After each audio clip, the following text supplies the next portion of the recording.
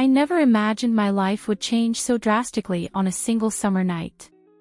My name is Sarah, and for years I led a routine and predictable life in the suburbs of a big city.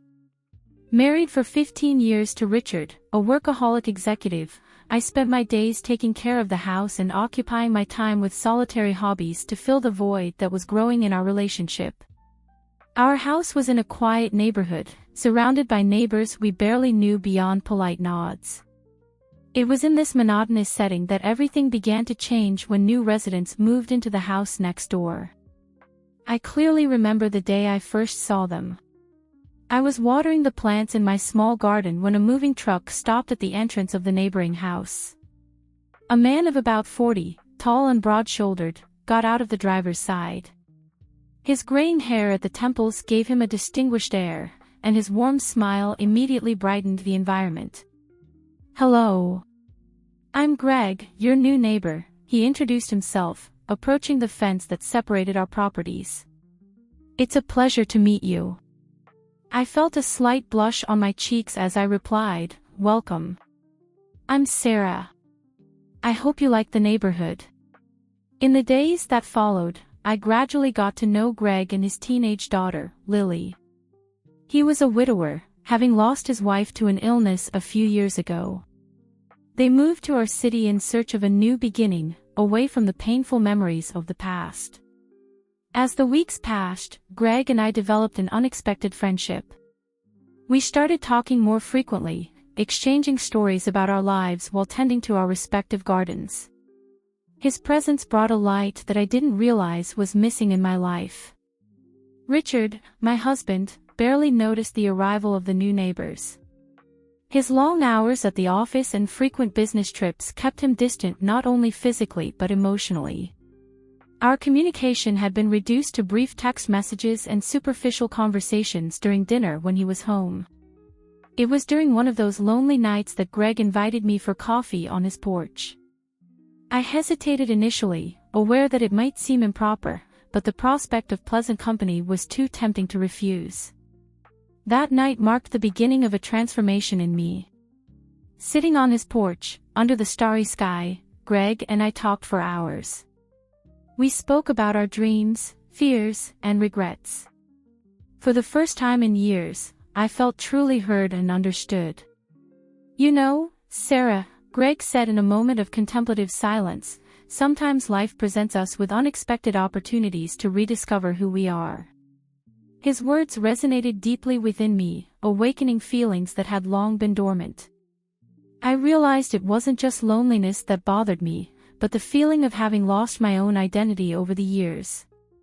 In the months that followed, Greg and I grew closer. Our conversations on the porch became an almost daily ritual. We shared books, music, and thoughts about life. Lily, his daughter, also became a constant presence in my life, filling a void I didn't even know existed. Meanwhile, my marriage to Richard continued to wither. I tried several times to initiate conversations about our problems, but he was always too busy or too tired to really engage. The distance between us grew every day. It was on an autumn afternoon that everything changed. Richard had cancelled our dinner plans once again, citing a last-minute meeting. Frustrated and hurt, I decided to take a walk to clear my head. Without realizing it, my steps led me to Greg's house. He was in his garden, pruning some rose bushes. When he saw me, his face lit up with a smile that made my heart race. "Sarah, what a pleasant surprise. Is everything okay?" I couldn't hold back the tears that started to fall. Greg immediately put down his tools and approached, gently placing his hands on my shoulders. "Hey, what's wrong?" he asked, his voice full of concern. At that moment, all the repressed emotions overflowed. I told Greg about my crumbling marriage, my loneliness, my abandoned dreams. He listened patiently, offering words of comfort and understanding. When I finished speaking, Greg looked into my eyes and said softly, "Sarah, you deserve to be happy. You deserve to be loved and valued for who you are." It was at that instant that I realized I was falling in love with Greg. The thought scared and excited me at the same time. Part of me wanted to retreat, to cling to the safety of my marriage, even if it was just a facade. But another part, a part that grew every day, yearned for more. In the days that followed, I struggled internally with my feelings. Guilt and fear battled against the desire for happiness and genuine connection. Greg, sensing my internal conflict, maintained a respectful distance, although I could see in his eyes that he too was fighting against his own feelings. It was Lily, surprisingly, who helped me gain clarity. One afternoon, while I was helping her with her homework, she said something that caught me off guard. "You know, Sarah, since we moved here, this is the first time I've seen my dad truly happy. And I think it's because of you." Her words hit me like lightning. I realized it wasn't just my life that was being impacted by this unexpected connection. That night, I made a decision. I needed to be honest with myself and with Richard. When he came home, I asked to talk. To my surprise, he agreed without hesitation, as if he too had realized this moment was inevitable. "Richard," I began, my voice trembling slightly, "I think we need to talk about our marriage." He nodded silently, his eyes showing a mixture of resignation and sadness. "How long has it been since we felt truly connected?" I asked. "When was the last time we shared our dreams, our fears?" Richard sighed deeply before answering, "Honestly, Sarah, I can't remember. And I think that's the saddest answer I could give." Our conversation stretched on for hours. We cried, laughed, and for the first time in years, really listened to each other. We realized that although there was still affection between us, the love that once united us had transformed into something different. We were no longer the same people who married 15 years ago. "I think we both deserve the chance to be happy, even if it means going our separate ways," Richard said, surprising me with his understanding. In the months that followed, Richard and I worked on our separation. It was a painful process, but necessary. We rediscovered a mutual respect that had been lost over the years, and that made the transition a little easier. During this time, I maintained a respectful distance from Greg. I needed to resolve my situation and understand my own feelings before considering a new relationship. Greg, always understanding, respected my space, although I could feel his silent support. It was only a few months after my divorce was finalized that Greg and I finally talked about our feelings. We were again on his porch, the place where our connection had blossomed. "Sarah," he began, his voice laden with emotion, "these last few months have been quite a journey, haven't they?" I nodded, feeling my heart race. Since I lost my wife, I thought I'd never feel something like this again. But you brought light back into my life. And Lily's too. Tears began to form in my eyes as he continued. "I don't want to pressure you, especially after everything you've been through. But I want you to know that I'm here. And if you're ready, I'd like to explore what we have together." At that moment, all the doubts and fears I had dissipated. I looked into Greg's eyes and saw not only the present but a future full of possibilities. "Greg," I replied, my voice choked with emotion, "you and Lily brought color back to my world when everything seemed gray. I don't know exactly what the future holds, but I know I want to find out by your side." Our first kiss was gentle, full of promise and hope. It was a new beginning, not just for us two, but for Lily as well. The months that followed were full of discoveries and adjustments. Greg, Lily, and I learned to navigate our new dynamic. There were moments of uncertainty and challenges, of course. Integrating two lives, especially with a teenager involved, is not an easy task. But each obstacle overcome only strengthened our connection. Lily, who was initially apprehensive about the idea of her father in a new relationship, gradually began to open up. Our family movie nights, the study sessions where I helped her with literature while Greg handled math, and the weekend walks in the park became precious bonding moments. Richard, surprisingly, became an unexpected ally. Although our separation had been painful, he showed a maturity that caught me off guard. "I want you to be happy, Sarah," he told me once when we met to finalize some details of the divorce. "And if that happiness is with Greg, then I'm happy for you." As time passed, Greg and I began to plan our future together. We decided it was time to take the next step, living together. The decision wasn't taken lightly. We spent nights talking about how this would affect Lily, about our expectations and fears. The moving day arrived, and with it, a mix of emotions. As we carried boxes and organized our merged belongings, I felt a wave of gratitude wash over me. I looked at Greg, who was helping Lily organize her books on the shelf, and realized how far we had come. That night, after Lily went to bed, Greg and I sat on the porch, now our porch. The stars shone brightly in the sky, like silent witnesses to our journey. "You know," Greg said, intertwining his fingers with mine, "when I moved here, I never imagined I'd find a new home, not just a place to live, but a real home." I rested my head on his shoulder, feeling the comforting warmth of his body. It's funny how life works, isn't it? Sometimes, happiness is literally next door, waiting to be discovered. Greg chuckled softly, planting a kiss on my forehead. "I think we should thank those plants you were watering the day we met. They were our cupids." We laughed together, the sound of our joy echoing in the quiet night. At that moment, I felt a peace I hadn't experienced in years. It wasn't a euphoric and fleeting happiness, but something deeper and more lasting. It was the feeling of being exactly where I was supposed to be, with the people I was supposed to be with. The challenges didn't end, of course. Life continued to present us with obstacles. There were discussions about finances, about Lily's education, about how to balance our time together with our individual careers. But each challenge faced together only solidified our union. A year after we moved in together, Greg surprised me with a marriage proposal. It wasn't anything grandiose or extravagant. He knew I didn't like big public gestures.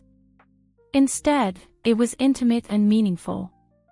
During one of our nightly walks around the neighborhood, he suddenly stopped, took my hands in his, and with tears in his eyes, asked if I would like to spend the rest of my life by his side. My answer was immediate and came from the bottom of my heart: yes. Our wedding was a simple celebration, but full of love. Lily was my maid of honor, her radiant smile lighting up the entire venue. Richard attended, bringing along his new girlfriend, in a gesture that symbolized the closing of one cycle and the beginning of another. As we exchanged vows, I looked into Greg's eyes and saw reflected in them all the path we had traveled. I saw the kind neighbor who became a friend, the friend who became a confidant, and the confidant who became the love of my life. "Sarah," Greg said, his voice choked with emotion, "you didn't just enter my life, you completely transformed it. With you, I learned that it's possible to start over, that love can flourish in the most unexpected places. I promise to be by your side at all times, celebrating our joys and facing our challenges together." My own words came laden with emotion. "Greg, you taught me that life is full of second chances. That happiness can be right next to us, waiting to be discovered. I promise to love not just you, but the family we've formed together. I promise to be your partner, your friend, your confidant, every day of our lives." Today, years after that first conversation on the porch, I look back and can hardly believe the journey we've taken. Our life together isn't perfect, no life is, but it's rich, full, and rewarding in a way I never imagined possible. Lily, now a young adult, is in college. Seeing her relationship with Greg, and the bond we've developed over the years, fills my heart with joy. She recently told me that she sees me as a second mother, words that deeply moved me. Greg and I are growing old together, our wrinkles telling stories of shared laughter and overcome challenges. Our garden, where it all began, continues to be our refuge. We spend hours in it, cultivating not just flowers, but also our connection. Sometimes, when we're sitting on our porch, watching the sunset, I think about how life can surprise us. How a simple hello to a new neighbor can trigger a series of events that completely change our destiny. I've learned that love can bloom at any age, that it's never too late to start over, and that sometimes, happiness is literally next door, waiting to be discovered. My story with Greg taught me to value the little things: a shared cup of coffee in the morning, a hand-in-hand walk at dusk, a deep conversation under the stars. I've also learned about forgiveness and growth. Richard and I, over time, developed a respectful friendship. Seeing him happy in his new relationship makes me realize that sometimes, letting someone go is the greatest act of love we can offer. Our community in the neighborhood has grown around us. We've become known as the couple who's always willing to help, whether organizing community barbecues or offering support to neighbors in difficult times. It's gratifying to see how our story has inspired others to open themselves to new possibilities and connections. Of course, it's not all roses. We've had our moments of disagreement, our nights of tense silence, our days of doubt. But we've learned to navigate these turbulent waters together, always remembering what brought us together in the first place: a genuine connection and a mutual desire to build something meaningful. One of the most valuable lessons I've learned is about the importance of open and honest communication. Greg and I made a pact to always share our feelings, fears, and hopes, no matter how difficult it might seem. This practice has kept us close, even in the most challenging moments. Recently, we decided to start a new chapter in our lives. Retired from our careers, we're planning to travel the world, something we both always dreamed of doing. The idea of exploring new places, experiencing different cultures, and creating more memories together fills us with excitement. Lily, although happy for us, expressed a hint of concern about us being far away. But as Greg wisely told her, "Sweetheart, home isn't a place, it's where the heart is. And our hearts will always be with you, no matter where we are on the map." As I prepare for this new adventure, I can't help but reflect on how much my life has changed since that summer night, so many years ago.